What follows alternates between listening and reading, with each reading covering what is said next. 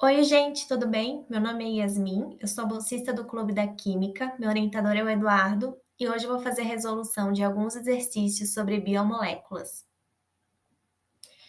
Primeiramente, o que são biomoléculas? O termo biomolécula refere-se a uma ampla categoria de moléculas orgânicas que abrange todas as substâncias produzidas pelos processos biológicos de um organismo. São, em geral, moléculas compostas principalmente de carbono, hidrogênio, oxigênio, enxofre, fósforo e nitrogênio. Os carboidratos são exemplos de biomoléculas. Os carboidratos são importantes biomoléculas formadas fundamentalmente por átomos de carbono, hidrogênio e oxigênio. Também chamados de açúcares, os carboidratos podem ser classificados de acordo com suas cadeias, como monossacarídeos, disacarídeos ou polissacarídeos.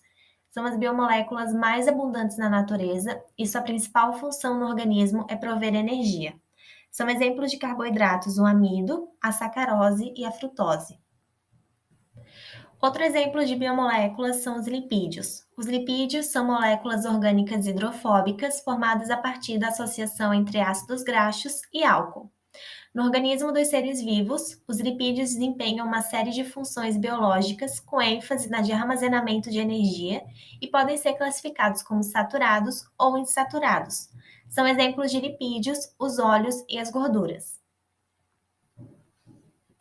Além dos carboidratos e dos lipídios, outro exemplo de biomoléculas são os ácidos nucleicos.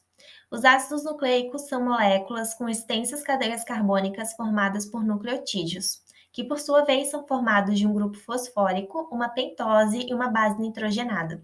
Constituem o material genético de todos os seres vivos e podem ser de dois tipos, DNA ou RNA, ambos relacionados ao mecanismo de controle metabólico celular e a transmissão hereditária das características. Por fim, outro exemplo de biomoléculas são as proteínas, as quais vamos focar durante a resolução de exercícios. As proteínas são substâncias formadas por um conjunto de aminoácidos ligados entre si através de ligações peptídicas.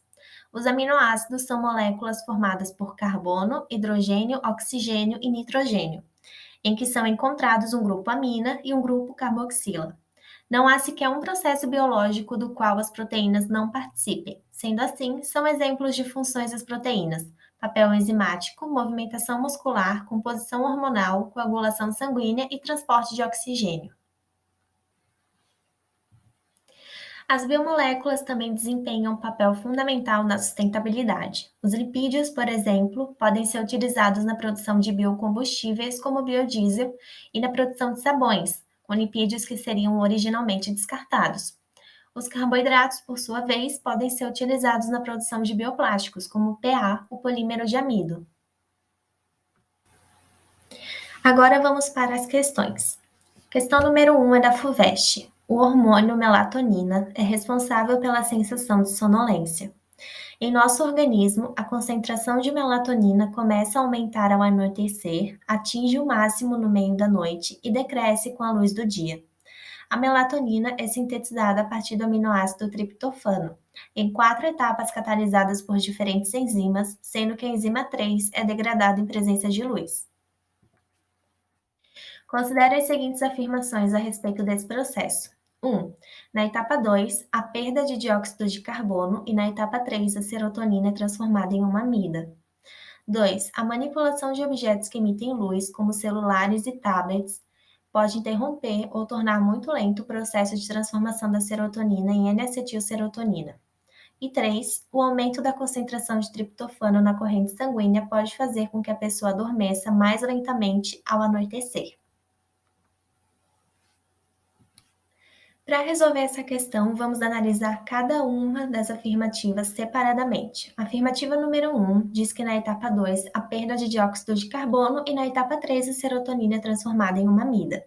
Realmente, conforme mostra a figura, a perda de CO2 na etapa 2 por um processo de descarboxilação, bem como a serotonina é transformada em uma amida na etapa 3, conforme a figura. Então, essa afirmativa é verdadeira. A afirmação 2 diz que a manipulação de objetos que emitem luz pode interromper ou tornar muito lento o processo de transformação da serotonina em N-acetilserotonina. Essa afirmativa também é correta, pois como a enzima 3 é degradada em presença de luz, a manipulação de objetos que emitem luz, como celulares e tablets, pode realmente interromper ou tornar muito lento o processo de transformação da serotonina em N-acetilserotonina. E sem a formação dessa última, não ocorre a formação da melatonina na etapa 4 e, portanto, não há indução ao sono. A última afirmativa, afirmativa número 3, diz que o aumento da concentração de triptofano na corrente sanguínea pode fazer com que a pessoa adormeça mais lentamente ao anoitecer. Essa afirmativa é incorreta, porque o aumento da concentração de triptofano na corrente sanguínea provoca o aumento da concentração de melatonina, que é o hormônio responsável pela sensação de sonolência. Logo, isso pode fazer com que a pessoa adormeça mais rapidamente ao anoitecer. Portanto, a alternativa que responde corretamente essa questão é a letra A. Questão número 2. A ligação peptídica é formada pela reação de um ácido carboxílico e uma amina, liberando água. Qual das estruturas a seguir representa o produto orgânico da reação entre ácido etanóico e metilamina? Bom, pelo enunciado, a gente sabe que se reagirmos a carbonila do ácido acético com o grupamento amina da metilamina, o resultado será uma amida formada pela ligação peptídica entre esses dois grupos e ocorrerá a liberação de água por uma reação de condensação entre a hidroxila do ácido acético e o hidrogênio restante da metilamina, conforme o esquema abaixo. Sendo assim, a única alternativa que apresenta um composto com ligação peptídica é a alternativa E, e, portanto, ela é a correta. Agora, a última questão, questão número 3. Os três compostos a seguir têm uso farmacológico. Considere as afirmações. Número 1. Nas moléculas dos três compostos há ligações peptídicas. 2. A porcentagem de massa de oxigênio na duropropizina é praticamente o dobro da porcentagem do mesmo elemento na lidocaína. E 3. A procaína é um isômero da duropropizina. Para solucionar essa questão, vamos de novo analisar cada uma das afirmativas separadamente. A afirmativa número 1 diz que nas moléculas dos três compostos há ligações peptídicas. Essa afirmativa é incorreta porque a única molécula que apresenta ligação peptídica, ou seja, uma ligação entre carbonila e nitrogênio, é a lidocaína. A afirmativa 2 diz que a porcentagem em massa de oxigênio na duropropizina é praticamente o dobro da porcentagem do mesmo elemento na lidocaína. Para conferir essa afirmação, a gente pode fazer uma regra de 3. Assim, se 2 vezes 16 gramas por mol compreende o total de massa de oxigênio na duropropizina e 236 gramas por mol é o total, ou seja, 100% da massa desse composto, qual a porcentagem que equivale à massa de oxigênio na molécula? Chegamos, resolvendo essa conta, em 13,56%. A gente pode realizar o mesmo raciocínio para a lidocaína, que apresenta somente um oxigênio em sua estrutura, e chegamos em um valor que se aproxima da metade de 13,56. Portanto, essa alternativa é verdadeira.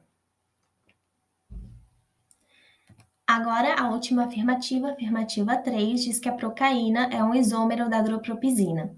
A procaína e a duropropizina possuem a mesma fórmula molecular e a gente sabe, por suas fórmulas estruturais que são dadas no enunciado, que elas são compostos distintos entre si, o que indica que elas realmente são isômeros.